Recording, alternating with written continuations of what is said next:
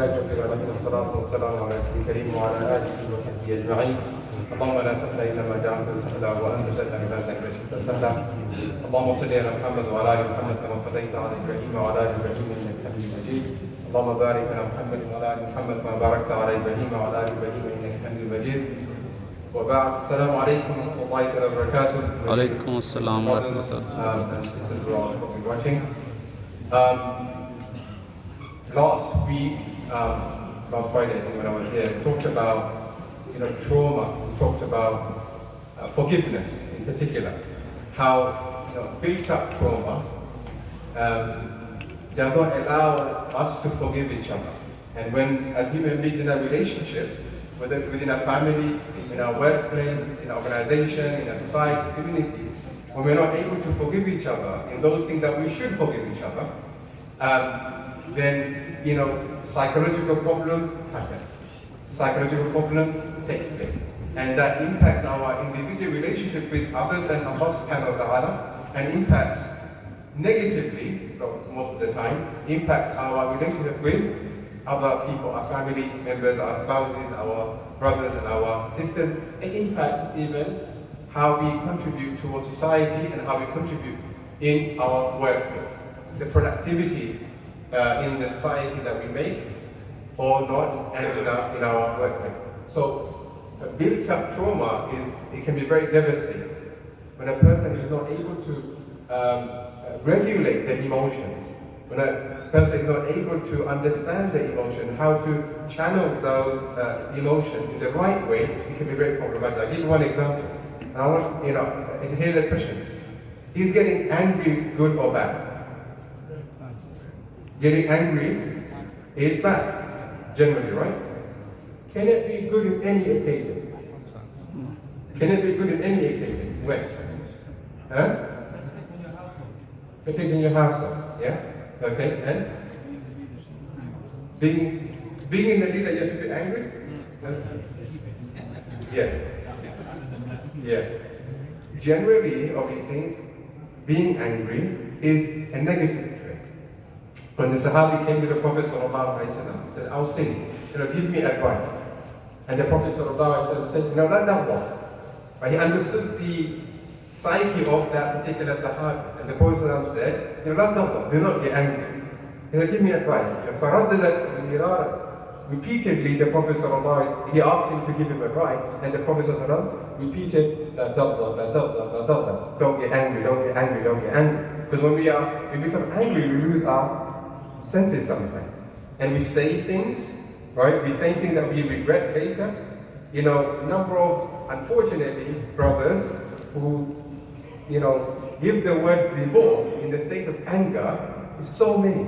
And then after a while, after a few hours, the next day, they regret. And they come to imams and scholars and say to us, what can we do, right? Can you save this marriage? So it's not about us saving the marriage. You have to save your marriage yourself. So anger can be very, very devastating. But in certain situations, Allah mentioned in the Quran, for example, you can think of a situation in the Quran that Allah mentioned that anger was positive. The right way, not in a negative way.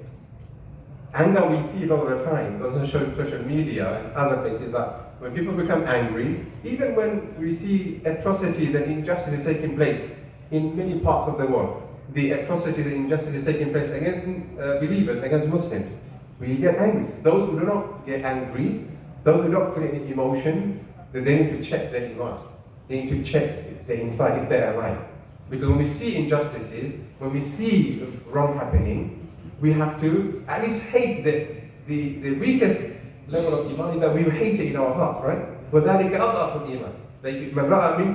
مَنْ رَأَى مِنْكُمُ الْمُنكَرَ فَلْيُغَيِّرْهُ بِيَدِهِ. Whoever sees an evil, let him change it with his hand. If he can't change it, then let him speak out against it. If he can't do that, let him hate it in his heart. وَذَلِكَ أَضْعَفُ الْإِيمَانِ. And that is the weakest level of faith. If a person does not get angry, what is happening, and I don't want to mention the example, the example, right? Doesn't feel any emotion, right? Doesn't get upset.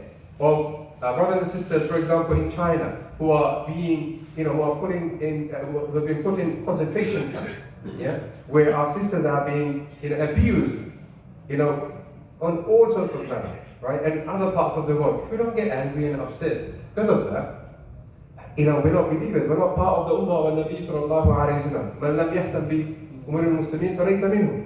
أو كما قال رسول الله صلى الله عليه وسلم. Although there's a weakness in that hadith, the Prophet mentioned the meaning we can take. But he's not concerned of the affairs of the believer, he's not from among them. But so how do we challenge that? Most of the time, young brothers and sisters, they channel it in their unfortunately negative way, which brings more harm to themselves and society and the image of Islam generally. We have to channel it in the right way. This is positive anger, right? Or positive passion, if you like. So, who can give me an example in the Quran? Allah Ta'ala mentions that if a prophet got a little bit angry, a prophet got angry in a positive way because what his people were doing. Anyone remember? Musa alayhi salam, excellent example. Musa alayhi salam, what happened? When he went away, his people, unfortunately, they reneged against his message. And they began to, worship a cow, right? They built with their own hands.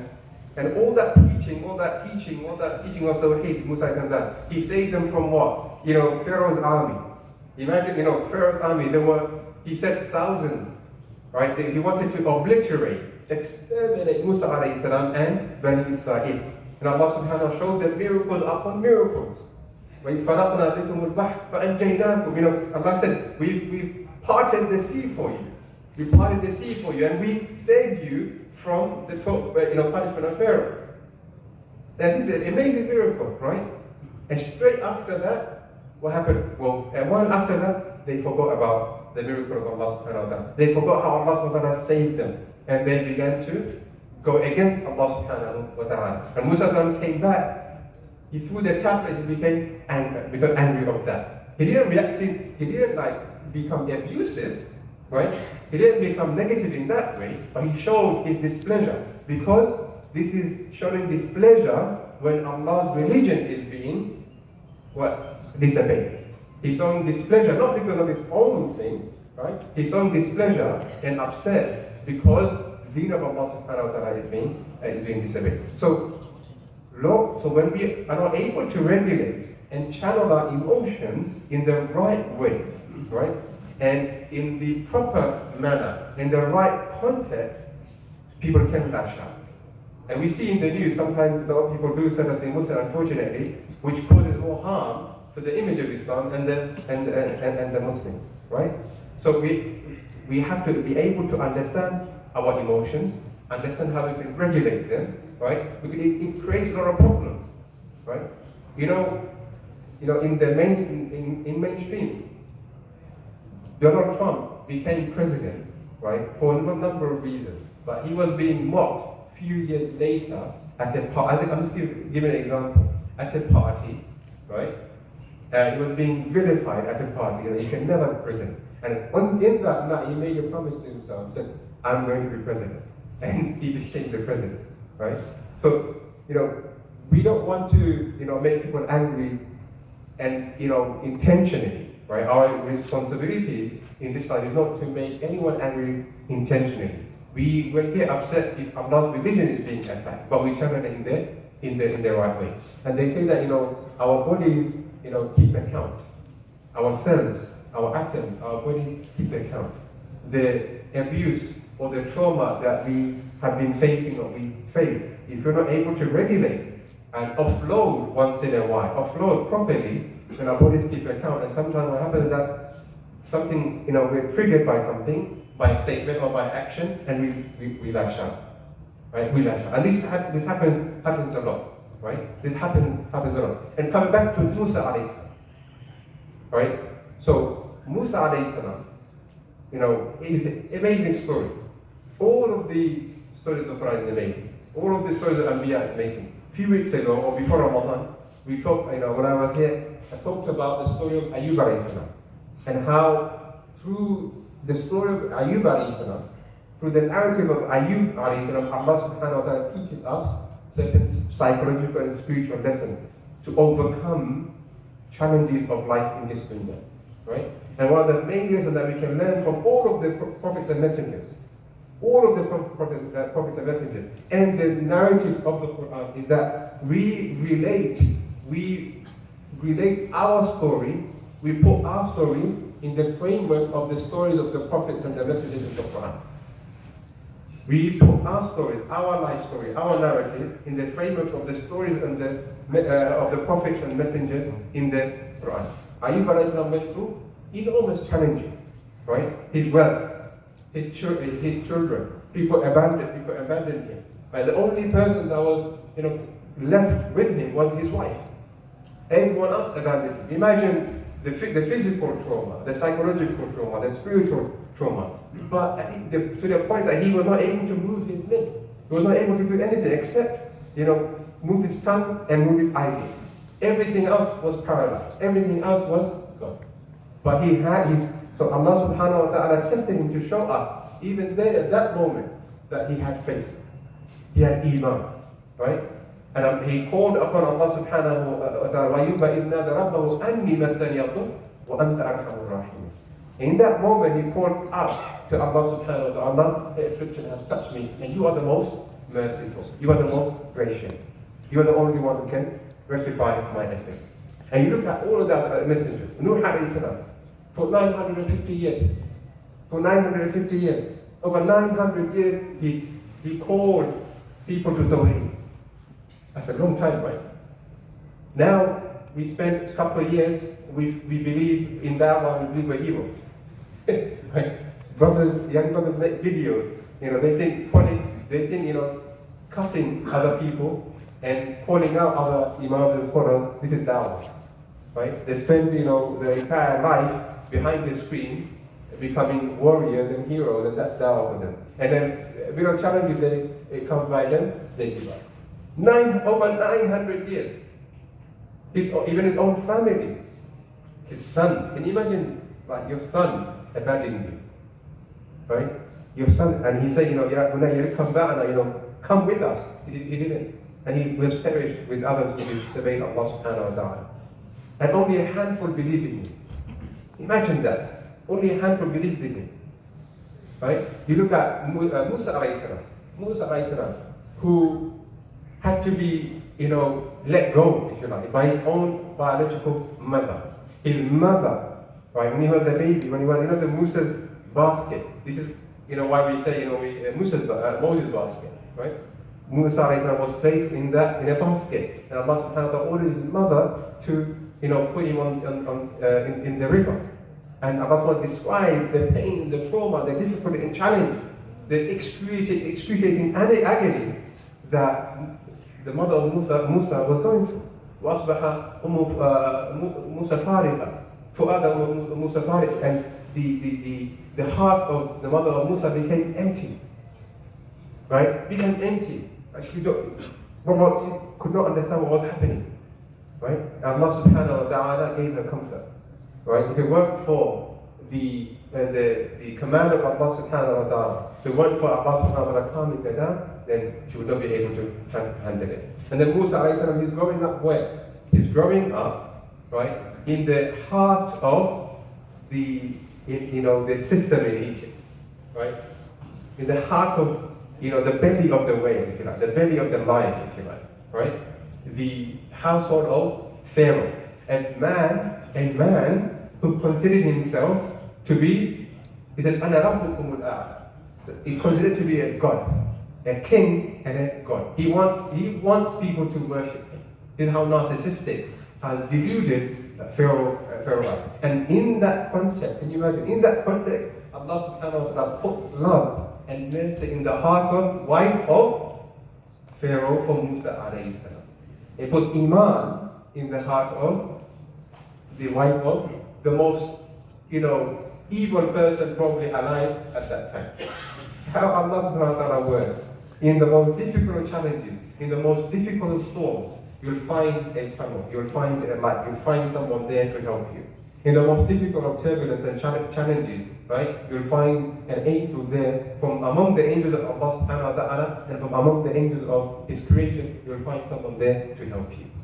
That's how Allah subhanahu wa ta'ala works. So we just have to trust in Allah subhanahu wa ta'ala. Then he grows up there. He becomes a prince. from where he was, right? He was about to be killed, right? And out of the wisdom of Allah subhanahu wa ta'ala, he grew up in a household, he became a prince. Not just any household, right? He became a prince, right? He became probably the second in charge of Egypt, or the third in charge of Egypt at that time. He had all the power, he had all the money he could want, right? He had the strength, he had the reputation. He had everything, and Pharaoh, in fact, loved him. Musa, right? Pharaoh loved him. He said, he's my son. But when Allah subhanahu wa ta'ala called Musa alayhi salam to Tawheed, and we don't want to go into the story, right? He went out, he came back. But even before that, the man he killed, right? And the challenge that he went through, he came back and he called Pharaoh to Tawheed from Allah subhanahu wa ta'ala. And then he was driven out. Can you imagine, this is a man who wanted Musa alayhi salam to take over. Essentially, he wanted Musa alayhi salam to take over. And here is Musa alayhi salam coming to him and saying, look, you have to turn back to Allah subhanahu wa ta'ala. You are not God. Right? You are not God. You are nothing. You are a human being like us. You have to worship Allah subhanahu wa ta'ala. By my Lord and your Lord. And he was isolated. He had to go. And all the different challenges that Musa went through. And then his people, right, time and time again, he's guiding his people. He's rescuing his people. He's taking care of people. And then they forget about what he's done. Through Allah, about Allah subhanahu wa ta'ala. They neglect, they forget. And then time and time again, they renege and they go back to disobey Allah subhanahu wa ta'ala. This is, Allah subhanahu wa ta'ala is showing us the different stages of the life of Musa alayhi salam, Ayyub alayhi salam, Adam, to show us that this life, essentially, this life, I mentioned this last week, that this life is not life of happiness. Right? Let's get it out of our system. Let's get it out of our system. If we believe that this life is about happiness, then we'll surely be denied of the happiness. If this life, we assume or believe that our purpose in this life is to seek happiness, like in the wider society, in the pursuit of happiness, we'll not be happy. Right? We'll be let down, immensely. This life is all about test. This life is all about trying to be content. How? By following the commandments of Allah subhanahu wa ta'ala, by doing the dhikr of Allah subhanahu wa ta'ala. Happiness is in the hereafter. Happiness in the hereafter, in Jannah of Allah subhanahu wa ta'ala. And may Allah subhanahu wa ta'ala enable us to go to Jannah, all of us. Ameen.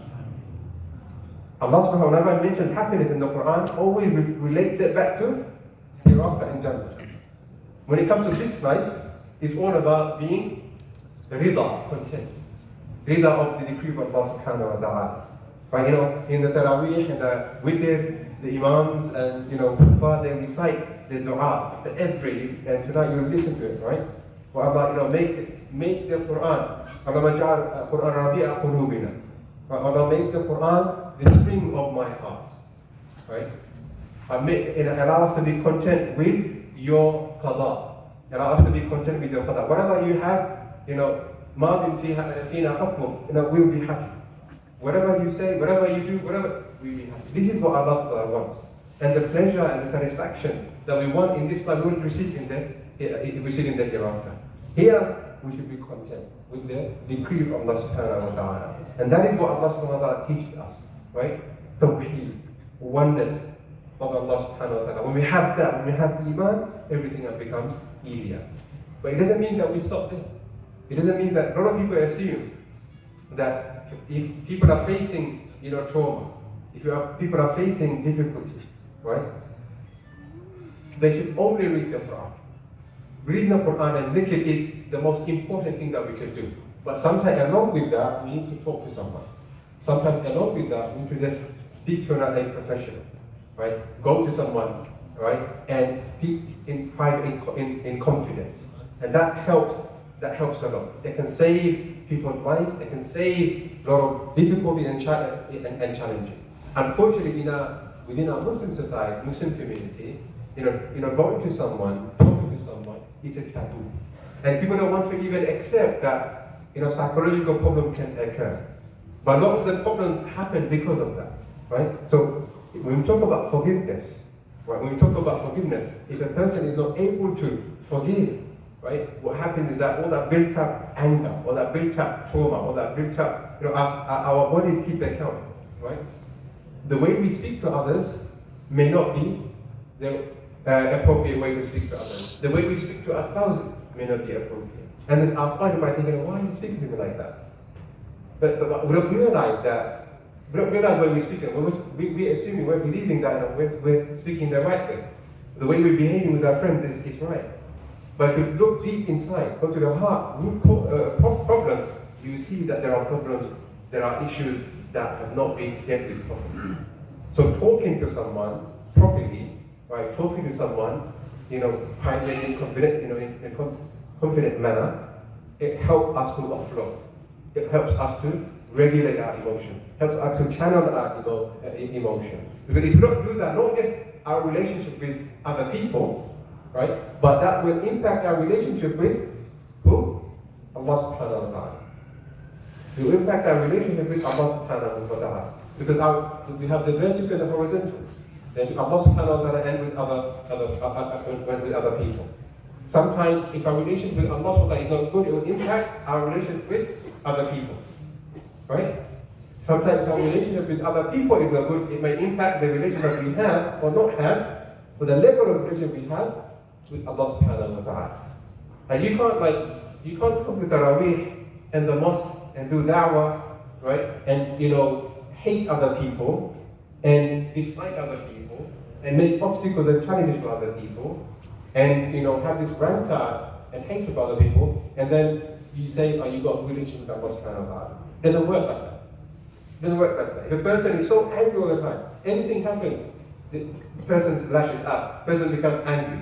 The person has that much, built up anger and rancor for other people. And that is why we make dua to Allah subhanahu wa ta'ala every single night. Every single, Allah do not allow us to hate our brothers and sisters. الَّذِينَ آمَنُوا, those who believe in Allah subhanahu wa ta'ala. إِنَّ الَّذِينَ آمَنُوا. Don't have any, get rid of their rancor, animosity, and hatred that we have. The person has so much hatred for other people. The creation of the world around him or her, he can't begin to say that my relationship with Allah subhanahu wa ta'ala and the Prophet sallallahu alaihi wasallam is harmonious. Right? So it's very difficult. Is it vertical that impacts the horizontal, or the horizontal impacts the vertical? We don't know exactly. But that's why we have to focus on both of our relationships. Our relationship with Allah subhanahu wa ta'ala and our relationship with other people. How many times, how many families fall apart? How many, I mentioned it last week, how many brothers and sisters, blood brothers and sisters, they don't talk because of small things. How many, community members, they don't talk, right, for days and weeks and months. They have hatred. They go to this mosque and that mosque. They go to that WhatsApp group and that Telegram group. Right? And they start to backbite about that person and that person. Because of small things.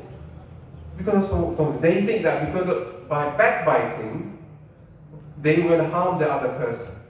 But they don't realize that by backbiting and slandering, right, and carrying namima, they're only harming themselves and not other people. Why? Because they think that by backbiting will make them feel good, right? By talking or gathering, right, having pan and tea in the room and talking about other people, it may give some pleasure. It may give some pleasure, right, immediate pleasure. But in the long run, only harms them. Right? And what the shaitan comes and puts honey on our lips and our tongues, and we begin to backbite and cheat and lie and talk. Even in the month of Ramadan, people start backbiting and slandering and lying, right? Unfortunately, right? And then there are people who come Taraweeh and Tahajjud, and during the day, sit around and slander and backbite. But in the night they come Taraweeh. That means our Taraweeh, our Salah is not up to scratch. Because our Salah should prevent us from doing all that. Inna as-salata tanha 'anil fahsha wal munkar. Salah prevents one from immoral behavior, indecent behavior. That means we have to fix our Salah. We have to fix our Salah properly, right? And how we develop. So when I talk about how we develop a relationship with Allah subhanahu wa ta'ala and other people, right? How we develop our relationship with Allah subhanahu wa ta'ala so many different ways. Well, one is we have to know who Allah is. Who is Allah subhanahu wa ta'ala to us? Where is Allah? Not this question, where is Allah? I'm not talking about in the Aqidah sense. Right? Unfortunately, a lot of people talk about it. But where is Allah in our lives? How is Allah important to us? And one of the ways that we know how Allah is important is, one of the ways that as-salah. As-salah. 5 daily prayers. 5 daily prayers. This is so important and it's so neglected, unfortunately. Right? How many Muslims are in London? Nearly 1 million Muslims. Right? Entire hamlets, the borough that we are in, nearly 90,000 Muslims. Over 90,000 Muslims alone entire hamlets. Right? If every one of those Muslims prayed 5 times a day in the house of Allah subhanahu wa ta'ala, if not in the house of Allah, just pray wherever they are. They pray. Imagine the relationship we have connected with Allah subhanahu wa ta'ala. Imagine the relationship that we would have with Allah subhanahu wa ta'ala and His religion.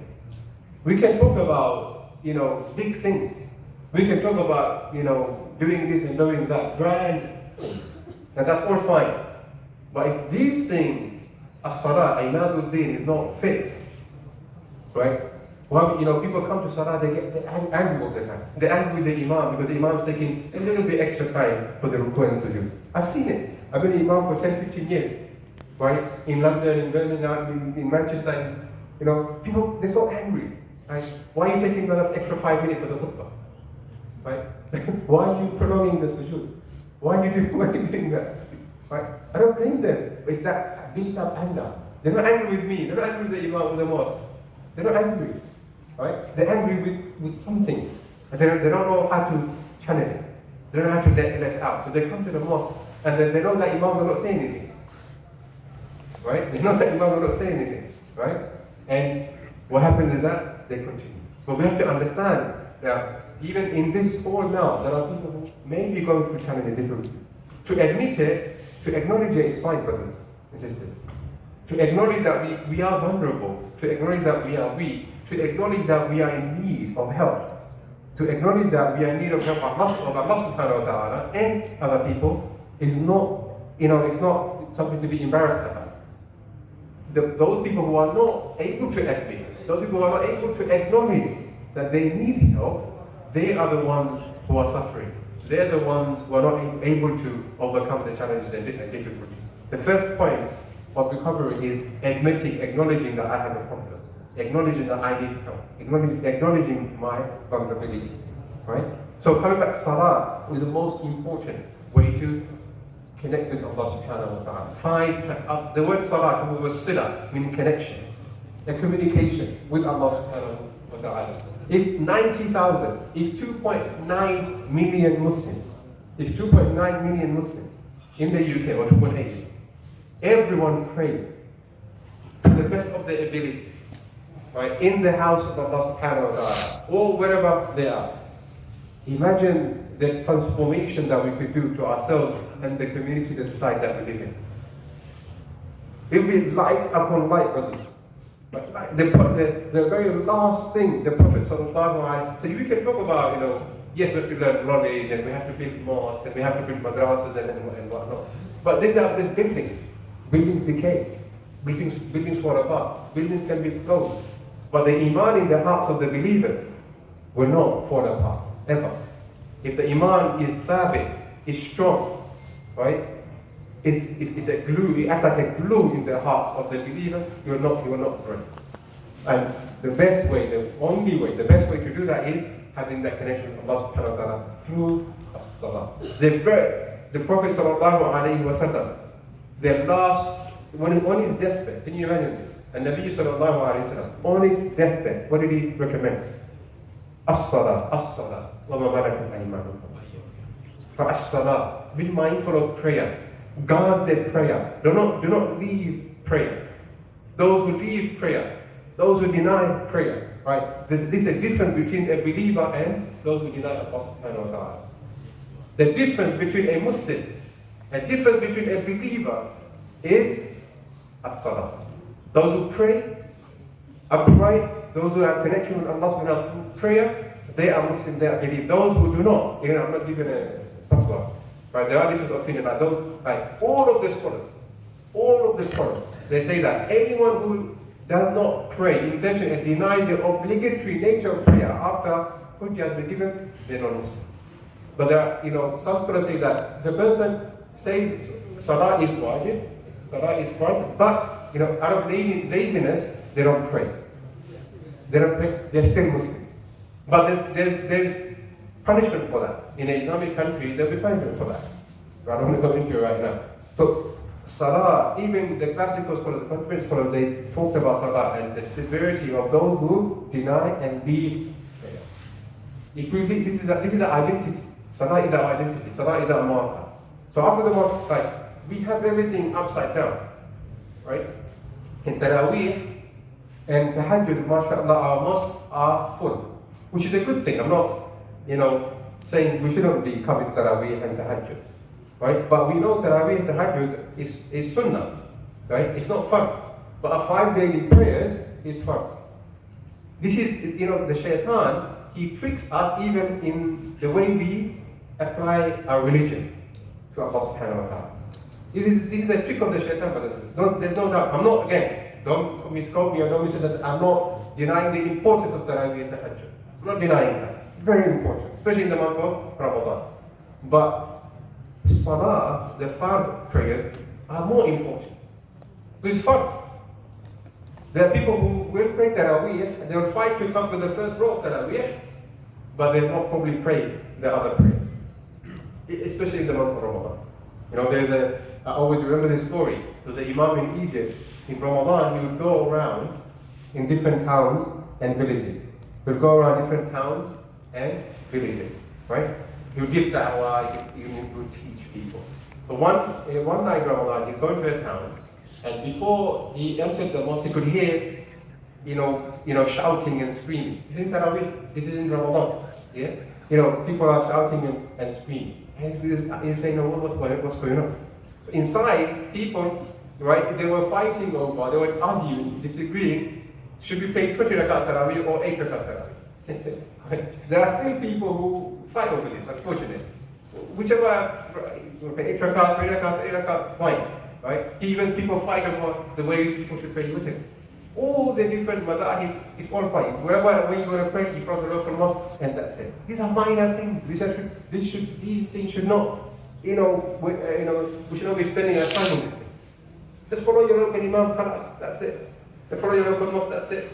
Well, if you have not studied, just follow your local mosque, that's it. Don't argue about it. So, they were fighting over, they were doing that al-Islam with each other. Literally, right? Young and old, right? One group saying 20 rakat, another group 8 rakat. So this Imam, he entered, and they said, this is a wise Imam, this is a knowledgeable Imam. He will reconcile between us. He will set the record straight. The 8 rakats group, the Imam will say 8 rakats, and we're going to meet. The 20 rakats group, they said, the Imam will say 20 rakats, and we're going to meet. And it was the Imam, he said, he asked a simple question. He said, look, is Taraweeh wajib or sunnah? Is Taraweeh wajib or sunnah? It's sunnah. And what's the definition of sunnah in usul al-fiqh? The definition of sunnah in usul al-fiqh in all of the scholars is that ما يثاب على فاعله, right? ولا يعاقب على تاركه, right? That if a person does, will be rewarded, but if a person leaves it, the sunnah will not be censored or sin or blame. But definition of fard is that a person has to do the fard, and if he leaves the fard, it will be sin. He said, they all said it's sunnah. I said, is brotherhood, loving one another, cooperating with one another, is that fard or sunnah? And they all said fard. And he said, look, you are leaving a fard, brotherhood, sisterhood, loving one another, not arguing, not debating on these issues. You're leaving a fard for a sunnah. How table. And this is, unfortunately, this is the way we have been misunderstood our religion, right? We neglect the priority, we neglect the most important thing, i.e., for example, here, as-salah, for something which is important but less of very important. So, Let us after a month of Ramadan, or from now, fix our salah. It's a reminder for myself and a reminder to everyone. Right? Let us fix our salah, inshallah. Let us educate ourselves about our salah. Let us build our relationship with Allah subhanahu wa ta'ala through salah. Let us come to the house or whichever area you live in, right? Attend the mosques as much as you can and pray 5 times a day. With understanding, with khushu, with concentration, right? With wa'i, with awareness. That's first thing. And second thing, right, is our relationship with other people. Right? Let's sort it out. Wallahi brothers, we don't know when Allah subhanahu wa ta'ala will take our lives. You know, today in my khutbah I was saying to my congregation at the mosque, I said, look, last year I said the same words I'm going to say today. And those words were, brothers, we have to come back to Allah subhanahu wa ta'ala. We have to make tawbah and come back to Allah subhanahu wa ta'ala. Let's use Ramadan, the month of change, the month of renewal, to come back to Allah subhanahu wa ta'ala and come back after the month of Ramadan, build that attachment to the mosque. And I said that message, I said, look, there may be some among you who will not see next Ramadan. And every week and every day I get a message, Imam, make dua for that person. Imam, you know, after the khutbah, make dua for that person. And I said the same thing today. And there may be some of us here, sitting here, who may not be alive next year. Who may not be alive next week or next month. But all that bickering, all that, you know, debating and slandering and arguing and backbiting is not worth it. Allah is not worth it. Right? You have a focus. Have a goal in life, right? And you be with people who can promote and help you achieve those goals. Don't be with those people who want to put you down, right? Don't be with those people who want to give you challenges on the top of the challenge that you already have, right? You have the capacity, you have the power. Even though you may have, Allah may be giving you challenges and difficult challenges, that's not a bad thing necessarily. As believers, as Muslims, we see those challenges as opportunities. We see those tests and trials as opportunities to come closer to Allah subhanahu wa ta'ala. You know, Allah said, I'll end with this inshallah, لا يكلف الله نفسا إلا وسعها. Allah does not place a burden on a soul beyond its capacity. What does that tell us? What does that show us? What does that demonstrate? That the challenge that you're going through, illnesses, relationship challenges, whatever challenge you're going through, you're able to bear it. The mountain-like challenges that you're going through, Allah knows your insight, Allah knows your capacity, Allah knows your strength. You understand this? It's really powerful. Allah knows that you are able to come through it. Allah knows that you are powerful. Allah knows that you are able to overcome those challenges. Allah knows that you can overcome them. And He's giving you those things. You see, when we understand this verse and these issues from that perspective, He gives us so much strength. He gives us so much hope. He gives us so much courage to overcome those challenges, overcome those things, right? And finally, you know, forgiveness. They say, start off with forgiveness. Forgive one another, right? Forgive your family members. Forgive your brothers and sisters. Forgive your work colleagues. It's not worth it to be angry with someone. It's not worth it to remain upset with someone. There are people who still, you know, what happened 20 years ago, they're still upset with people. It's not worth it. Wallahi, it's not worth it, right? It's not worth it for yourself, for your health benefits, your psychological well-being, as well as for your akhirah. And they say that forgiving other people, right, helps with our cardiovascular problems, helps with, you know, our blood pressure, right? It boosts our immune system. It boosts our, you know, self-esteem, right? It helps our psychological, you know, helps with our depression. It reduces our depression if we have depression or anxiety, right? Because, you know, if we have built up anxiety all the time, and we all get anxious. We all get anxious, right? You know, the kuffar in Tarawih, they're very anxious. Because imagine, you know,